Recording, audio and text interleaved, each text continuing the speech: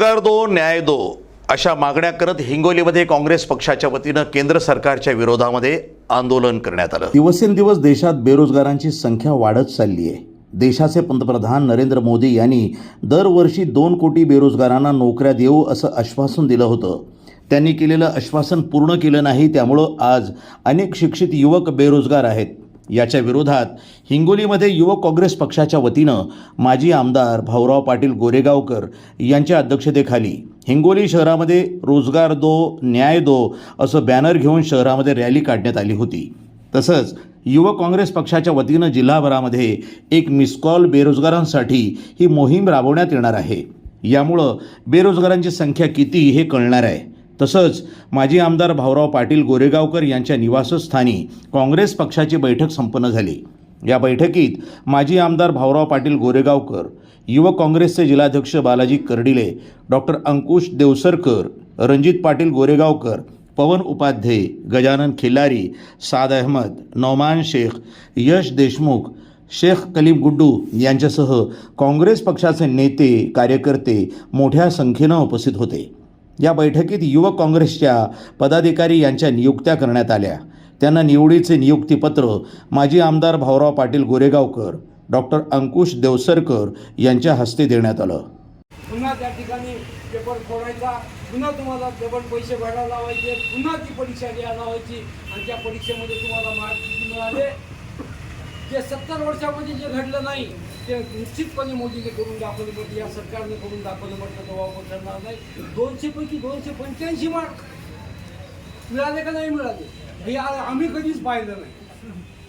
200 पैकी 285 मार्क त्या ठिकाणी फक्त तुम्हाला दिवा स्वप्न दाखवण्याचं काम या माध्यमातून केलं आहे की आम्ही नोकऱ्या देतो, आम्ही हे करतो आणि कोणत्या प्रकारचं काही करायचं नाही।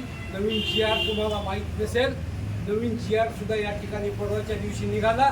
इथून पुढं क्लास 2, क्लास 3, क्लास 4 कोणतीही नोकरी तुम्हाला मिळणार नाही।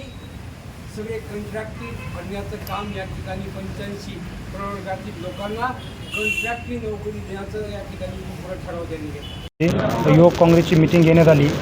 त्या मीटिंगमध्ये मोदींनी जे आश्वासन दिले ते की प्रत्येक वर्षी आम्ही 2 कोटी रोजगार देऊ आणि त्या आश्वासनाची कुठेही पूर्तता झालेली दिसली नाही आणि कोणती माहितीसुद्धा देण्याची टाळाटाळ करतात। त्यामुळे युवक काँग्रेसने एक कॅम्पेन काढलेले आहे की प्रत्येक गावामध्ये जाऊन एक नंबर व्हायरल केला, त्या नंबरवर आपण मिस कॉल देऊन कळवायचं आहे की तुम्ही बेरोजगार आहात म्हणून। जे बेरोजगार आहेत त्यांनी एक मिस कॉल द्यायचा आणि त्या नंबरवरून पूर्ण देशामध्ये, महाराष्ट्रातच नाही तर पूर्ण देशामध्ये कॅम्पेन चालू आहे आणि याच्यातून आपल्याला हे कळेल की आत्तापर्यंत या देशामध्ये किती बेरोजगारांची बाकी आहेत आणि मोदी सरकारने यांना रोजगार दिलेला नाही। त्यासाठी आजची मीटिंग हिंगोली येथे आमदार भाऊसाहेब गोरेगावकर यांच्या अध्यक्षतेखाली घेण्यात आली आणि याची माहिती सर्वांना देण्यात आली।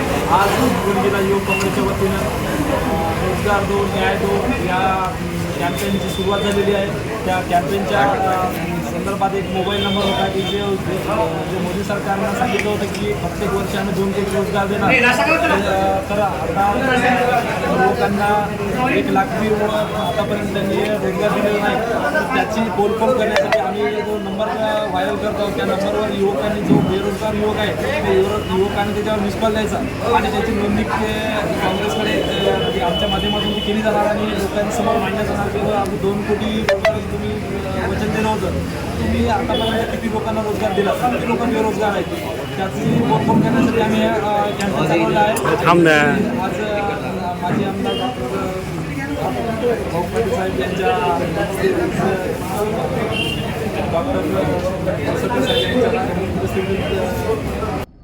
प्रतिनिधी फारूक शेख, हिंगोली, NTV न्यूज मराठी।